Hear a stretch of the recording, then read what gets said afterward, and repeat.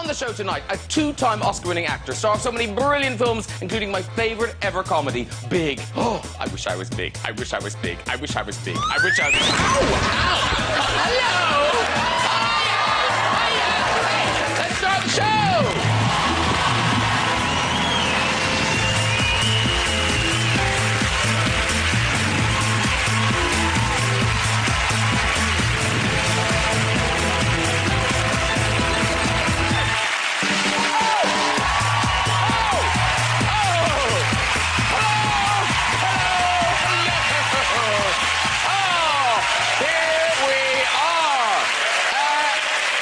Ladies and gentlemen, what a great show we've got for you tonight. Acting legend, two times Oscar winner, Tom Hanks is here.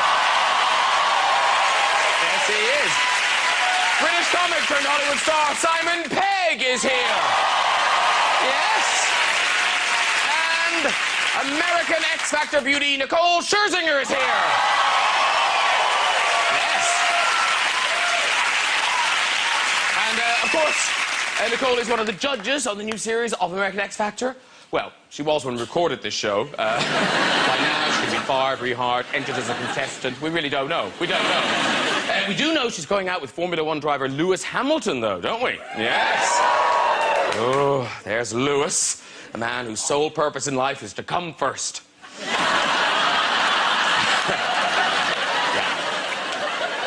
And really quickly. Simon Pegg is here.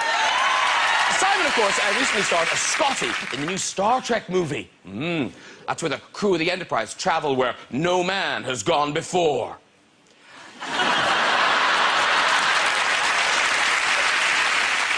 It's life, but not as we know it. And, so looking forward to meeting Tom Hanks. Been in so many amazing films, like Castaway. He played a man stranded on a desert island. Oh, there he is, just collecting a few bits of wood, putting the finishing touches to his shelter. He's good, I'll give him that, he is. In the film, Tom makes a friend for himself out of a volleyball. Now, it's not very lifelike, is it? I mean, who has hair like that and an empty head? Huh? Huh? Huh?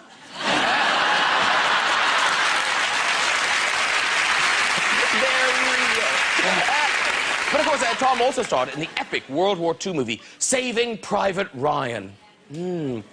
A Private Ryan. Not anymore! Let's get some guests on! What's new, pussycat? I'll find out from Nicole Scherzinger! Whoa! Let me greet you! Wow! You look amazing! Thank you, Mother. Oh, beautiful! Woo. Sit yourself down. It's Shaun of the Dead Bunny, Simon Pegg!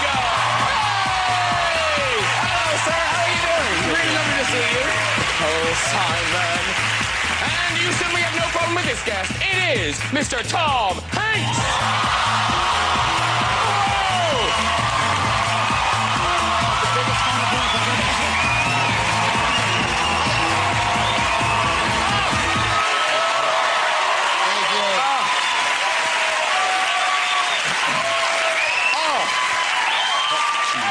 That is a cool couch. That is a very cool couch. Well, in honor of Nicole, we're all going to sit up here on the edge of it with our legs crossed. I'll keep an eye. Yeah. At the moment, nothing. I can see nothing. It's awful. It's awful. You're being very gentlemanly. Indeed. I'm an American. And you've just come for your premiere. Yes, at the Westfield Shopping Center. The glamour. Have you been to the play? The biggest shopping center I've ever seen. Not only did we see the movie, but I popped into Boots. Now, listen, it's lovely you're all here. Tom, Simon, but before we do another thing, got to ask you, Nicole, as of now... I'm shaking what? What's going on? What is happening in World of X Factor? I haven't said this, but I believe it's been made official that I'm actually a judge on the U.S.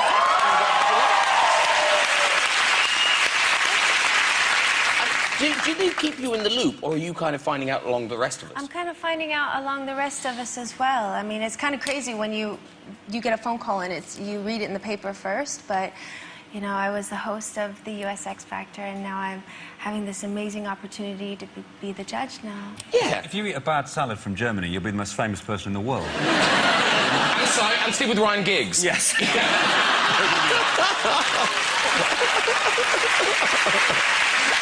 Now, listen, Tom Hanks, sir. You seem to be spending a lot of time here. Do you kind of live here now? I've been here enough, working with Band of Brothers, you know, which featured Mr. Simon Pegg, ladies and gentlemen. Yes. So I got enough haunts to go. I know where to avoid the fist fights, and we're going to go have some fist fights. Well, but we saw you went to the dinner with the Queen and I was with the Queen and the President just last week, yes. For an American, I kept trying to figure out, why am I here? How did this, did I win a ticket? Is this Charlie in the Chocolate Factory? Excuse me, lady, do you run this place? There we are. We were off, and there's my white tie and tails. You look very smart. That is not a rental, by the way. They had a powder blue one. I said, let me go with the traditional black. But then we got there, and it turned out it's a very surprisingly informal. They get it, you know. Everybody who works there just kind of smiles and points you in the direction. And everybody says, hello, I'm Julie, I'm Simon, hello, nice to see you. What do you do? Well, I'm the Duchess of Westmoreland. And what do you do? Well, I run British Intelligence. How are you? And everybody's, it's kind of like on a first-name basis. Did you meet her? Oh, yes. Oh, yes, indeed. And chitty chat, or?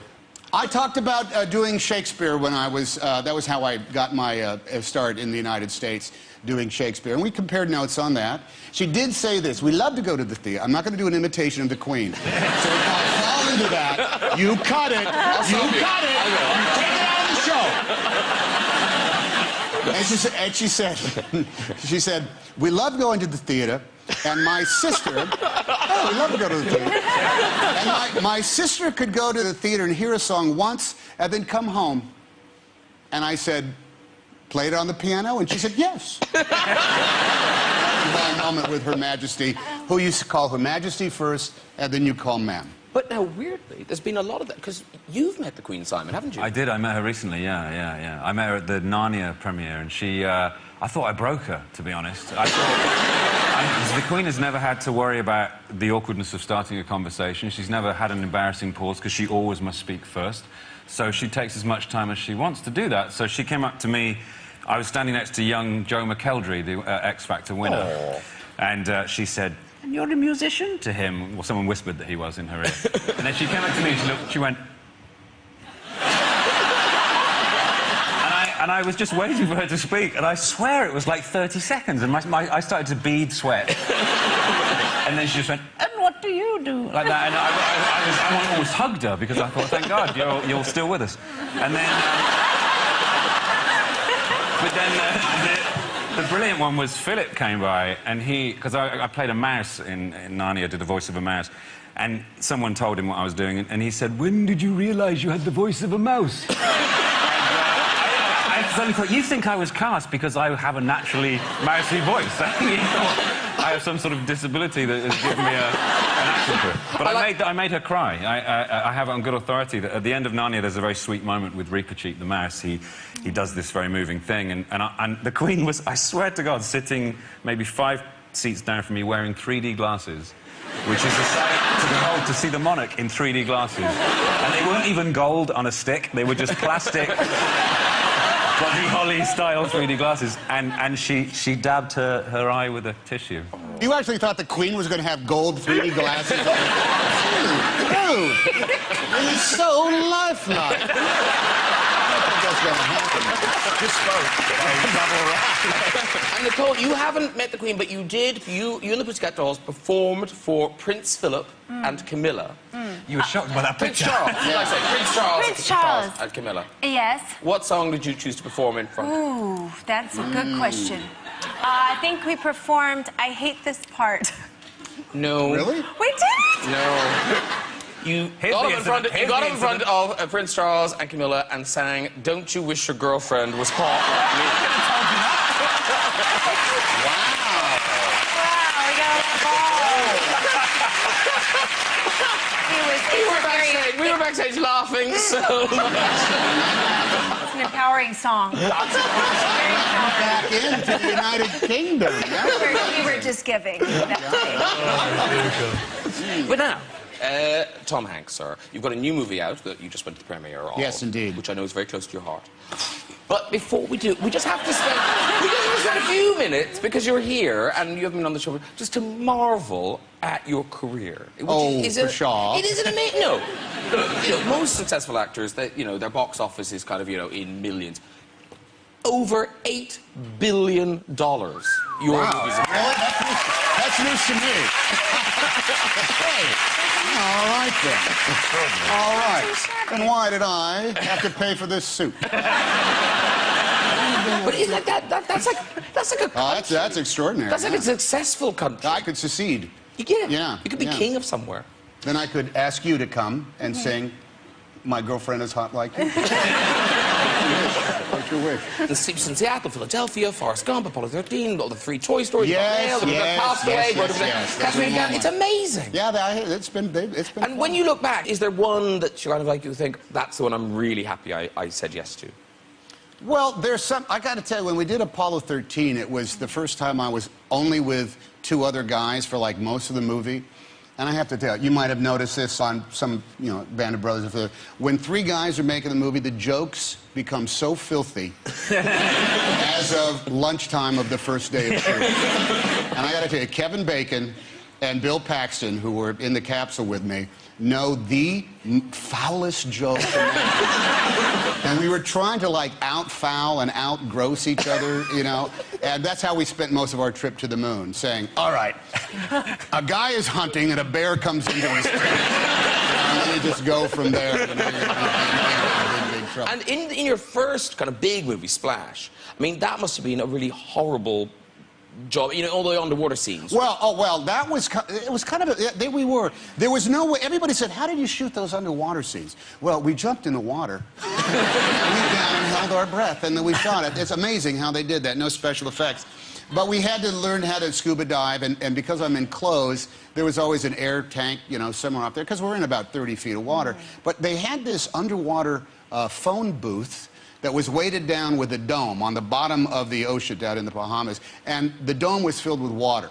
So if Ron Howard, the director, had to give us an instruction, he would swim over there, and I would get towed by a safety diver, because I couldn't swim because I had iron weights in my pants to keep me down. Okay. So he would tow me over there and stick my head up, in this dome of water, which was about that big, and then I'd wait, and then Ron's head would come up with a regulator in his mouth, and all right, that's good.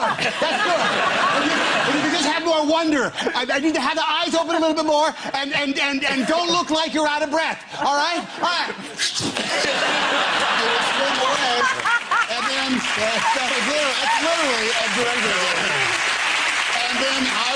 And then I would get towed back to wherever we're shooting. I would try to remember what he said, but essentially that is actually an exercise in not dying. Yeah. And then where we did not get killed, that's what they put in. It went well. It went good enough. Yeah. Nicole, if you were to pick a Tom Hanks film, what would you pick? I'm not gonna lie, I'm kind of in love with Big. Oh, all right. I always wanted to do the dun, dun, Careful. dun, dun, dun, dun, dun. Oh, sorry. Whoa! I have shortsies on underneath. I'm a lady. Camera 5 went red real quick. That's what I was trying to do, guys. What? Oh, the jump. Yeah, Oh, that one. the piano day. Oh, yes, yes. Me and That Bob one. Lozier, yeah. Don't do that. One of my favorites was Philadelphia, and luckily I'm sober now. I can tell you that. I met Denzel Washington when I was drunk, and I started to cry telling him how much. And he just looked really embarrassed. As was I. Anyway, what's interesting now is that you've written and directed this new movie, Larry Crown, which I've seen. It's a really lovely film. It's funny, it's sweet, it's a little. yeah. There you go. And then it's not you and Julia Roberts. Yeah, not bad. Not bad at all. Yeah. We were. Here's sort of like tagline: Larry Crown loses his job and goes back to college. Julia Roberts is one of his professors. And guess what happened? and you figure it out maybe just a little bit. Yeah, and you wrote it and directed it. Yeah, Okay. myself and yeah. It was an interesting phone call. Hey, Julia, listen. Believe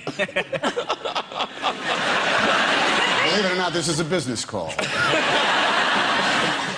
And listen, we've got a clip of you and Julia in action. It's Larry Crown. Right, hi. I have you for a speech 217 in just a couple of minutes. Yes, you do. I saw you singing. Oh, I'm just drowning out the GPS. Please enter See? It never stops. Well, no wonder. That's a map genie. Back when I sold you such things, I would have steered you toward a vortex, because the map genie has... It's very complicated. Well, no wonder the auto on feature is engaged. So, menu, select, features, auto, voice select, change, yes, on, off, change, yes, save, and back, and exit. Oh. How long was that broken? Ever since my husband installed it himself. Oh, it's all fixed now. Thank you. What are you gonna make us do today in class, hmm? You'll just have to find out. Follow me. Interesting.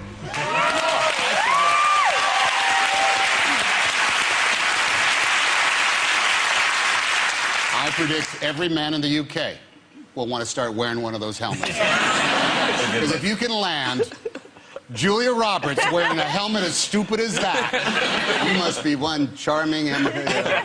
charming... That's so big. Yeah, I was going to say that. Because I noticed even in the poster, you're not wearing the No. helmet. We've run into problems with some... Hey, where's the safety helmet there on the scooter? He says, oh, come on, I'm trying to be like Steve McQueen. And in the last film you directed, That Thing You Do, it was a cast of, mostly unknown actors. Yeah, about a band in 1964, yeah. This time, Julia Roberts... Can you direct someone like Julia Roberts, or is it collaborative? Well, it's very collaborative, because Julia is incredibly smart and forceful. Meaning that when we were starting to talk about it, she said, okay, I read it. Here's some things, and she talked, and and I said, I agree, let's go to it. But you don't want to waste anybody's time, but specifically, you don't want to waste Julia's. Not someone who's going to, suffer fools, nor should she. So we were all on our toes the days that she worked, and I specifically want to make sure that everything we did together was going to be fun, and it was better than it would have been, if she had just did it as it was originally written. Because you know what always happens when guys write screenplays? The girls, the women in their lives all say, this is what they say. They say things like, when are you coming home? Don't worry, honey. You can do it if you try hard enough. I'm worried about Bobby. That's all they really get to say. So I wanted to make sure I had a forceful woman who was really going through something. And listen, it's out on July the 1st. July the 1st. Right around the corner, almost. Yes, and in theatres everywhere, I'm guessing. And talking about working with people you admire, Simon Pegg, in Paul, you got Sigourney Weaver on board.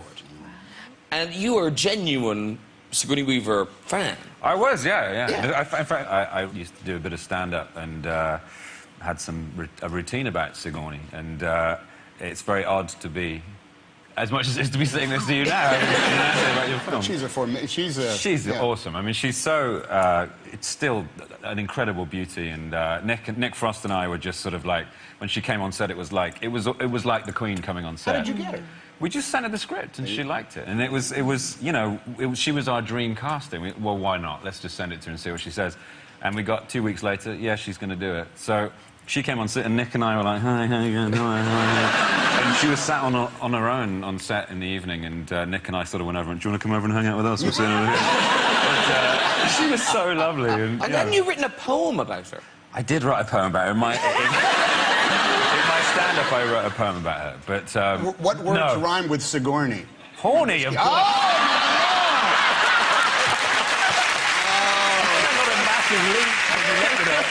I know what you make me think of. My penis.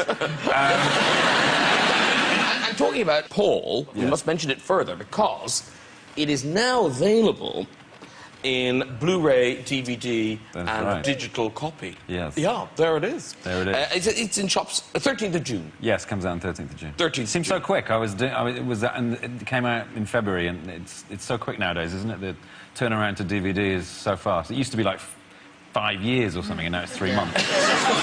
6 months. Yeah. Getting shorter and shorter. Yeah, well, growing up in Ireland, it'd be so long before it even got to the cinema. people were dead who were going to see their films. You thought the soundtrack to every movie was this. This is it's you, Nick Frost, and an alien. Yes. On a road trip across America. Yes, Seth Have I left Rogen. anything out? No, that's what it is. With Seth Rogen as the... It's a really funny movie. It's a very, very funny movie. Here's a clip to remind ourselves. What's the matter, Clive? There is an alien in the kitchenette making bagels and coffee. Did you want tea? No, I don't want tea. Right, because tea is weird in America, right? They leave the bag in. What's weird, Graham, is the fact that we have picked up an extraterrestrial hitchhiker and you seem completely fine with it. Bagels and coffee. Who? Armand. Well, he said his life's in danger. He needs our help, you know? I mean, sometimes you've just got to roll the dice. What if we wake up and find him inserting a probe into our anus? Apparently they don't do that. Anyone want one of these? Anyone? Anyone? Yeah, oh no, that was a green screen. But you really did do a road trip, you and Nick. Yeah, we did. We drove from LA down to Vegas, then across through Nevada, Utah, Wyoming. Realised just how huge that place is. I mean, it's just such a massive country. You don't know until you get out just how vast it is. And we nearly died a couple of times. We met some hicks. A lot of it went into the script. There's a couple of guys we meet in the film played by Dave Kettner and Jesse Plemons in the Little Alien, which is the little diner on the edge of Area 51. And Nick and I arrived there, and it's full of, like, UFO paraphernalia, and we were like, oh, this is great, and we're the only guys there, and we were putting on alien masks and talking about spaceships and stuff. And then these two guys came in, like, hunting suits with rifles on their backs, and we just went... And everything went really quiet, and we just sort of left really frightened, and we thought, what if they catch up with us and it's going to be like Deliverance? They're going to, you know, do things to us. You got to get to America a little more often. It's the first time since Deliverance. No, I don't. And Nicole, you kind of grew up in the middle of nowhere, didn't you? I was born in Hawaii, and then I grew up in Louisville, Kentucky. Is that the middle of nowhere? Yeah, it sounds kind of. like it. Mm-hmm. Yes. Midwest South. Were your parents insane? That they would leave Hawaii for Louisville, Kentucky, and not vice versa? I'm making a joke. I don't mean to offend your parents. I love it. No, I love it both places because it's still really like homey and just grounded, and I'm real close to my family. But did you have, like, jobs and things growing up? Like, you seem too pretty to be there. Do you know what I mean? You were kind of like, no, she's not one of us. We're sending her to L.A. Oh, it was a little awkward in Kentucky. I didn't have many people that looked like me, and I did have one... Indeed, anywhere. I had one really fun job. I worked at the Kentucky Kingdom Amusement Park, and I was a part of the entertainment department. And when you're a part of the entertainment department, everyone has to take turns playing King Louie, Kentucky Kingdom's mascot, which is a big, ginormous king lion.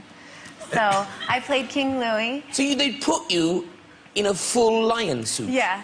I have to get a picture of it. It's really funny because, like, you had to take turns. Some guys were, like, 6'3", and then I was, like, really short, and so mine had, like, my King Louie had, like, a lot of cankles, like ankle rolls. You'd have to do like a full-on performance. So you'd have to be King Louie, this huge lion with this crown, and you'd have to perform, and it was really hot, and you're like inside, and you're like... But it must have stank in there. It was disgusting. It was really rank, I'm not gonna lie. And there was a thing that just came out at that time called Febreze. You know? Oh, Febreze is amazing. No, it does not work. How long would you have to be in this suit at a time? Oh, gosh, a couple hours at a time. Oh. Would the suit dry out before you had to get back in it? It wouldn't. That's why you just keep squirting the Febreze on there. What was the name of this? King Louie? King Louie the Lion at Kentucky Kingdom. They're probably still using the same suit. They probably are. Probably just walks around on his own now. Like, just infused with the DNA of...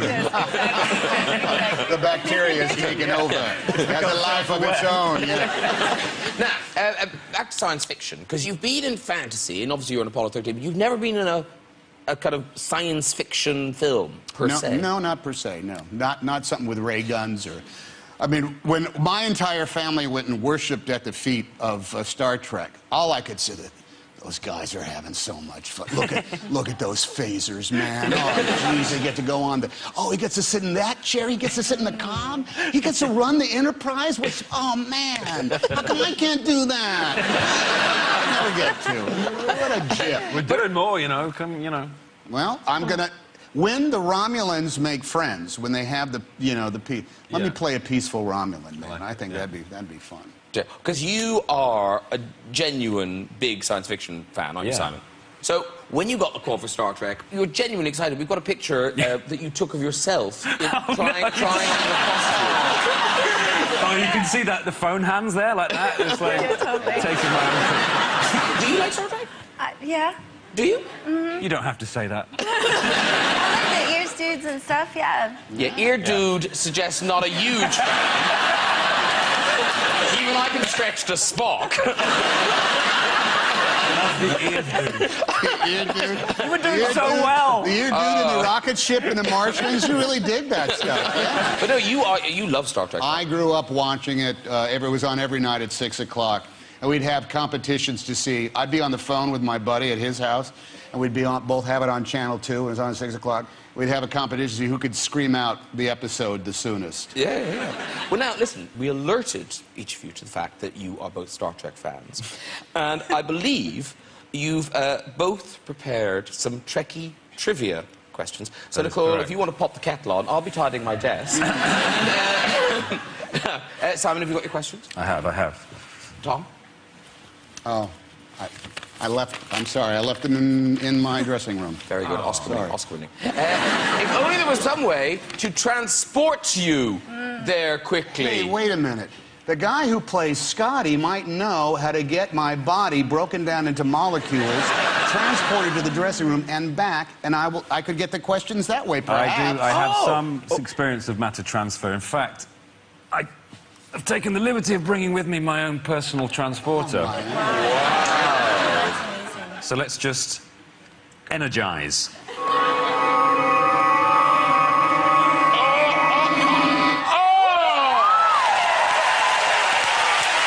Nicole Scherzinger, excellent work. Okay. Nicole, gather yourself. I'm prepared to be amazed once more as we bring Tom back. You're very good. Going to lock onto his coordinates and energize.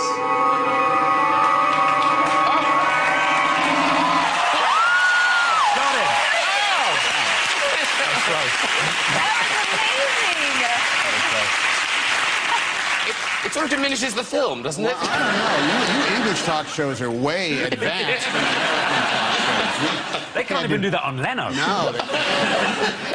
All right. So we've got the questions. So, Tom, do you want to start? You do one question. One to him. And one back. And so we'll have I don't think I am. I don't know. Nicole, if they don't know the answers, I'll throw to you. Sure, no one... Okay?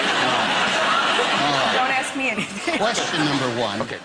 What did Captain Kirk call Mr. Spock in the spores infection episode that forced him to blow his top and put his fist through the Enterprise console as he was trying to beat his captain to a pulp? Oh, was it something like it's something half-breed, right? Is it So close. Worthless half-breed? That was the first part. Then he called him Jojo the dog-faced boy. No. You remember that? I'll be in a cage right next to Jojo the dog-faced boy. That's one. Perfect little indentation of his fist. All right. Kind of what in JJ's film they do that when they get Spock so riled up. When he gets angry. Right, Nicole? Right? Absolutely. Oh, absolutely. You knew that. By the way, You knew that. Spock was the ear guy. Okay, here we go. Next question. Okay. Harry Mudd returned in a sequel to his first season episode, Mudd's Women. What was that episode called? I am Harry Mudd. Thinking about it, that was a season 3 Mudd Sisters, so he probably came back again. So Harry Mudd would have been his second appearance, so technically... Are we giving Tom a point? Yeah, Tom. A point! We have a point! My bad. That was my bad. Bravo, great I should have gone on the internet and picked them up. What are you doing afterwards? The rest of their lives. Nicole, would you go get us a couple of gin and tonics? And they took the pilot and took them to Harvard. Oh, dear. Now, weirdly, given how interested we've seen you are, Nicole is now in a huge science fiction film. Yeah, you are. Men in Black 3. You are. Black 3? Yes. Fabulous. I know. Are you a monster? Are you an agent? What are you? She plays a lion. That'd be so cruel. You play you play the stinky lion. From the planet Fabrice. It's pretty cool. I You get got to- a cool outfit that you're wearing? It's a pretty badass outfit. It's a lot of leather, and I do get to rock a rocket launcher. Sorry, what are you doing afterwards? Just lost the cool competition. That's the coolest thing I've ever It's pretty heard. cool. That is very cool. I ride a scooter in a goofy helmet. It's as close as I can get to it here. Men in Black 3 was my first movie, so it was the first time that I had to. I don't think you all realize this. I've never realized this, but you know how when the camera's in front of you and you're acting, you're in the moment. It was the first time I had to act to 3 pieces of tape. Yeah. And I got very confused who I was talking to. And the tape is literally, they're like, this is guard 1, this is guard 2, and that's the villain. And they're all like literally this far apart, and you're trying to like not get cross-eyed, right?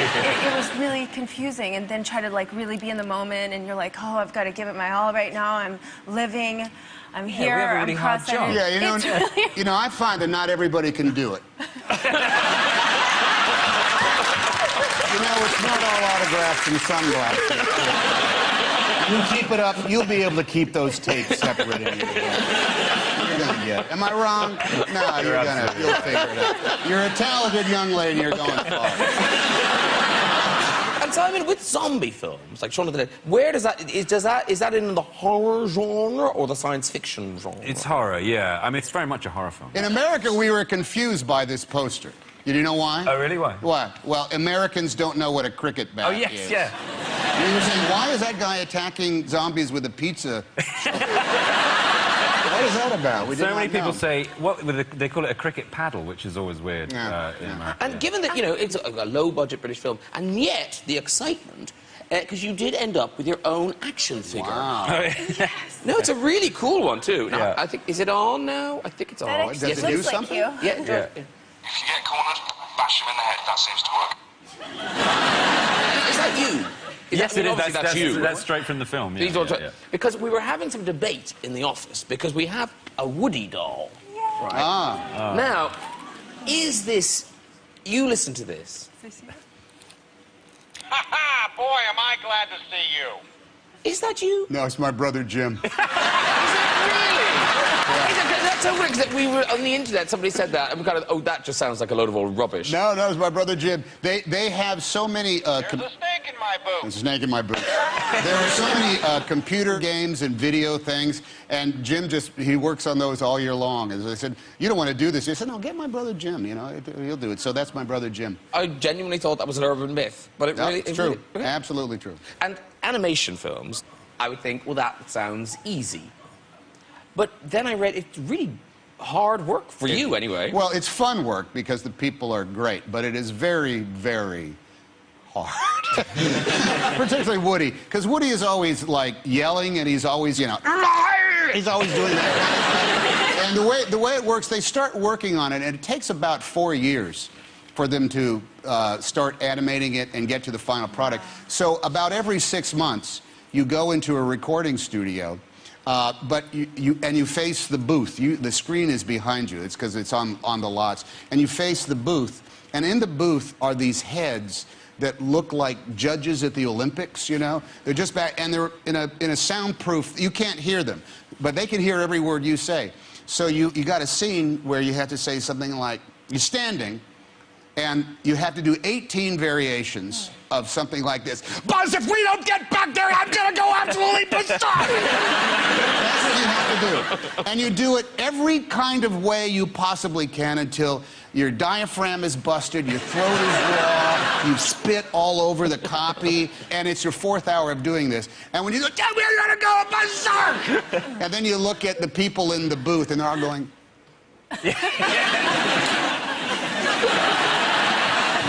And they almost press the talk back that they could talk. They go.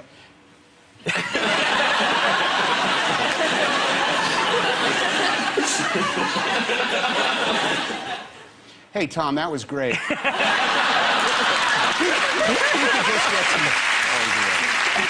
We did try, by the way, Nicole, to get, there were some dolls of the Pussycat Dolls, and we thought, oh, we'll get them in. Yeah. But they were withdrawn Yes. because they were unsuitable for children.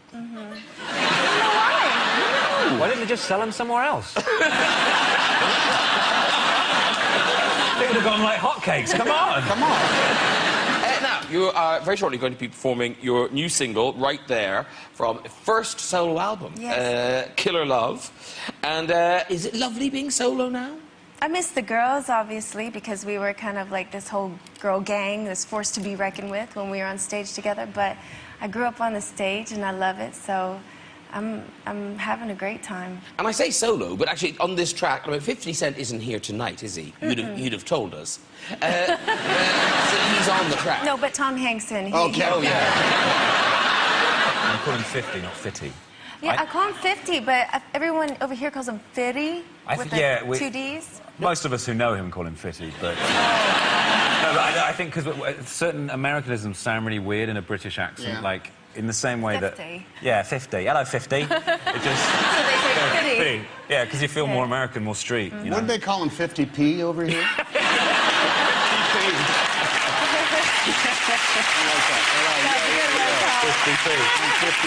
Doesn't quite have the same Doesn't gangster really work call, out. does it? I don't think you're going to like be afraid of a rapper named 50p. I've got to ask you, what we all want to know is you and Lewis. Yes. You and Lewis. Wedding bells? Well, I'm really proud of us that we've made it for 3 years. Just last week was our anniversary. So. Well done. Not too bad. We live on, you know, the opposite sides of the universe, so we've made it work. And there's a picture of us a couple weeks ago. We went to this movie awards because he has a voiceover part in Cars 2. Speaking of animation there you go. So films, he's worked for Pixar. He knows what I'm talking about. Listen, hey, Lewis, that was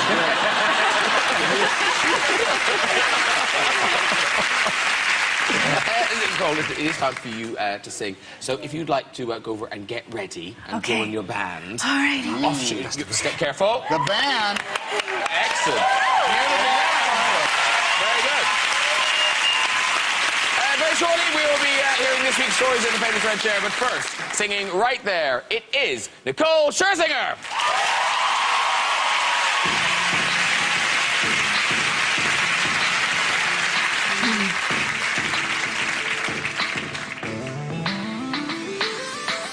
Come here, baby, hey, be my baby, hey, be my baby. Oh, oh, oh. Come here, baby, put your hands on my body, hands on my body. Oh, oh, oh. Right there, keep it right there. I love the way you put it right there. Yeah, yeah. Oh, oh, oh. Yeah, yeah. Oh, oh, oh. Yeah. Me like the way that you hold my body. Me like the way that you touch my body. Me like the way that you kiss my. Yeah, yeah, yeah, yeah, me like it. Me like the way that he put it on me. Me like the way that he push up on me. Me like the way that he go down, down, down, down, down, down, down. And I ain't never gonna let no girl take him from me. Never gonna let no girl steal him from me. Never gonna let a girl get that close now. I tell her, hey, hey, oh, too close now. Come here, baby, hey, be my baby, hey, be my baby. Oh, oh, oh. Come here, baby, put your hands on my body. Hands on my body, oh, oh, oh. Right there, keep it right there. I love the way you put it right there. Yeah, yeah, oh, oh, oh. Yeah, yeah, oh, oh, yeah. Me like the way that you talk dirty. Don't wash your mouth out, I like it dirty. And I can see that you like it. Yeah, yeah, yeah, yeah, me like it. Me like the way that that you keep me coming. Play that feel so good, they have me running. Me like the way that he go down, down, way down, down, way down, down, down. And I ain't never gonna let no girl take him from me. Never gonna let no girl steal him from me. Never gonna let no girl get that close now. I tell her, hey, hey, pull two, come on. Come here, baby, hey, be my baby, hey, be my baby. Oh, oh, oh. Come here, baby, put your hands on my body, hands on my body. Oh, oh, oh. Right there, keep it right there. I love it when you put it right there. Yeah, yeah, oh, oh, oh. Yeah, yeah, oh, oh. Here we go. Yeah. So do we know how to work it? Got that. Put it on you, work it. Got that. Do real good for you, lay it down good for you. Yeah, he got that. Said all my girls, if your man put it down, let me hear you say yeah. Said all my ladies, if your man put it down, let me hear you say yeah. Do we work that like you like that? When it's on that phone, that you do it right back. Say yeah. Grab Norton, baby. I'ma make you feel good. Be my baby, be my baby. Come here, baby, put your hands on my body, hands on my body. Oh, oh, oh, oh. Right there, keep it right there. I love it when you put it right there. Oh, oh, oh, yeah, yeah. Oh, oh, oh, yeah. Nicole Scherzinger, everybody! Woo! Come on back here. That was gorgeous. Absolutely gorgeous. Mwah. Come and join the boys one more time. That was gorgeous. I know. Beautiful. That was the dedication to you and Wilson. Oh, man, I love that. That was steamy. Yes. Steamy in a good way. It's a beautiful love song, Graham. Don't wash your mouth out. That's a great lyric, isn't it? Don't wash your mouth out, I like it dirty. Right, before we go tonight, just time for some more stories in the red chair. So, who's up first? Who's up first? Hello, nice lady. Hello. Oh, what's your name? Larry. That's a Vulcan name. That's a Vulcan Is it a Vulcan name? Yeah. Is it really? It is a Vulcan name. Is it really? I look to you. I say yes. Okay. Is it a Vulcan name? It's Welsh. Oh, my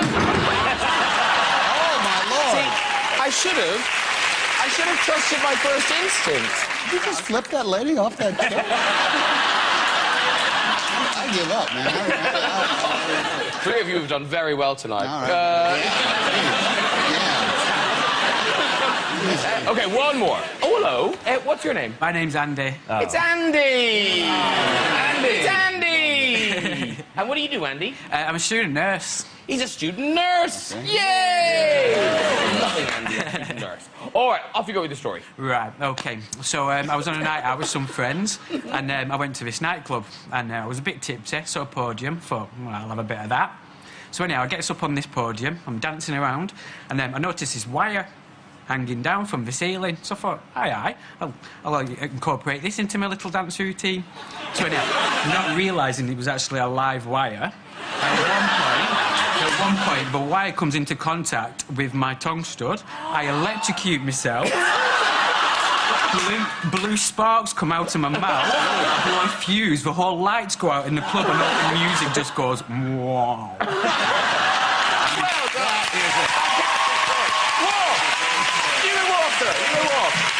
Well done, everybody. If you'd like to join us on the show and have a go with the red chair, you can. Just contact us via our website at this address. Thank you so much to my guests tonight, Nicole Scherzinger, Simon Craig, and Mr. Tom Hanks. Join me next week with comedian Kathy Griffin, Wild Man Bear Grylls, and Hollywood star Cameron Diaz. I'll see you then. Good night, everybody. Bye.